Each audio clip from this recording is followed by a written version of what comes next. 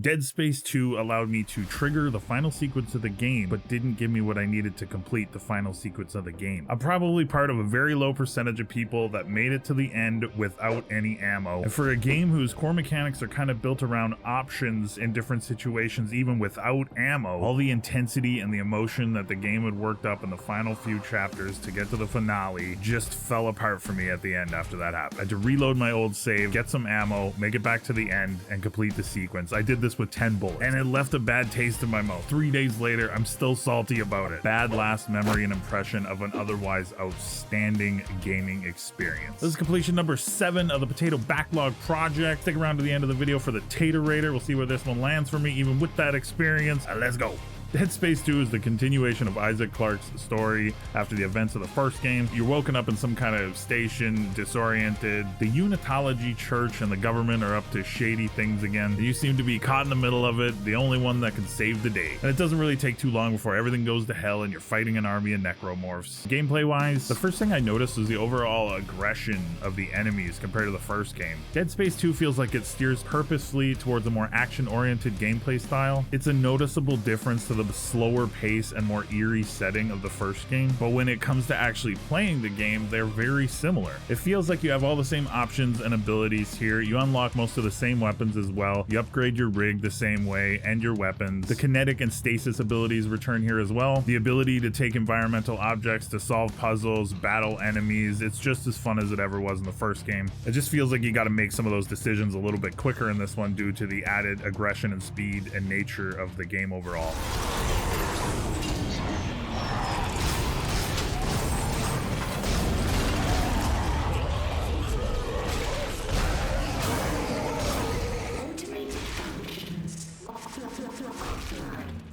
Woo! Did we spike that guy? That was awesome. Oh my god. Even with the new faster pace of the game, there's still some great jump scare moments, and the overall story is really enjoyable. It feels like natural progression and natural character progression through Isaac, who survived the Ishimura, and you can feel the confidence coming off him as he progresses through the story, even as he continues to struggle with losing his mind and the battle going on in there. A lot of love was put into the sound design of Dead Space 2, just as with the first game. Recommend playing with headphones as it just ups the intensity and really draws you into everything that's happening on the screen.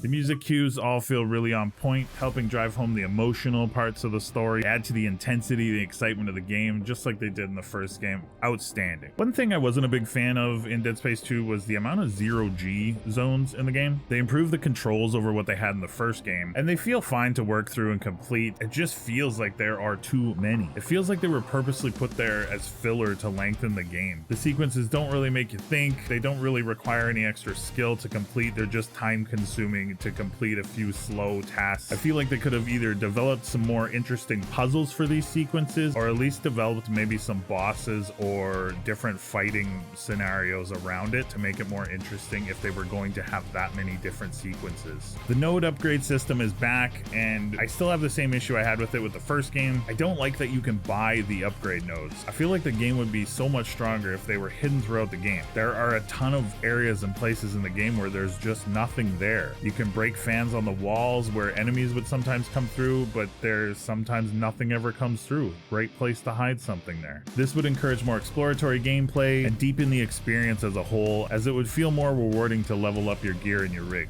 I'm sure this works a little bit better on the harder difficulties, as you would be tasked with choosing between ammo and upgrade nodes, as there would be less resources overall. All in all, though, those feel like small nitpicks for me in the overall picture of the game. The pace, story, and supporting characters are all excellent and outstanding. outstanding. The game grabbed me right away, had me invested right until the end. It was fun, exciting, everything a great game should be. Even though when I did reach the end, I was forced to restart from a save because I didn't have ammo for the final sequence. And I think it bothers me so much because in every other situation in the game, it gives you different options. The mechanic built around it with the stasis and the grabbing things and using the environment. But you get to that part, you absolutely must have some ammo. It would make sense for me if this was the case for New Game Plus. You would have already played through, you would have known the mechanics of the final sequence, you would know that you need ammo to trigger into the second stage of that sequence. So sure, New Game Plus, make the player save their ammo, hang on to it. But to happen on a spoiler-free first playthrough just left a bad taste in my mouth. I love how the game ended.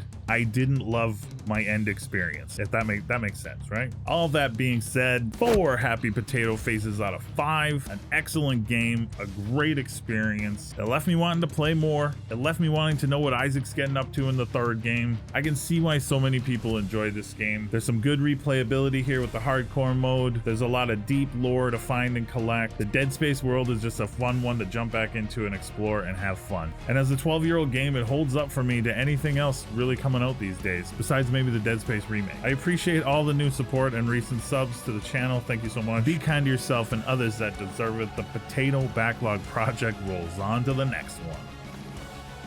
Thanks for watching. Triggle the sequence. Go. And let's go. The unitologists.